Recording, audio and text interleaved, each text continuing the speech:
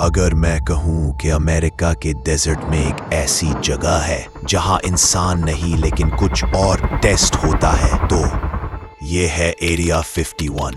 दुनिया का सबसे गार्डेड, सबसे राजदार मिलिट्री बेस। इसके आसपास ड्रोन्स गिर जाते हैं, जीपीएस फेल हो जाता है और इंसान को 20 किलोमीटर दूर से ही रोका जाता है। कहा जाता है यहाँ क्रैश हुए यूएफओज रखे गए, वो मशीन्स जिन्हें साइंस अभी तक एक्सप्लेन नहीं कर पाई।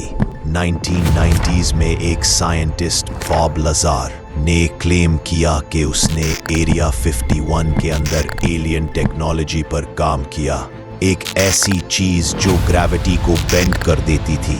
सैटेलाइट इमेजेस के मुताबिक यहाँ हर साल नए अंडरग्राउंड टनल्स बनते हैं, जैसे कुछ छुपाया जा रहा हो।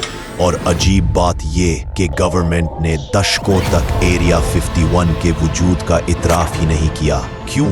आखिर यहाँ चल क्या रहा है? एडवांस्ड वेपन्स, सीक्रेट एयरक्राफ्ट्स या फिर कुछ और? सच क्या है कोई नहीं जानता, लेकिन एक बात पक्की है, एरिया 51 में जितने राज छुपे हैं, दुनिया शायद उनके लिए अभी तैयार नहीं।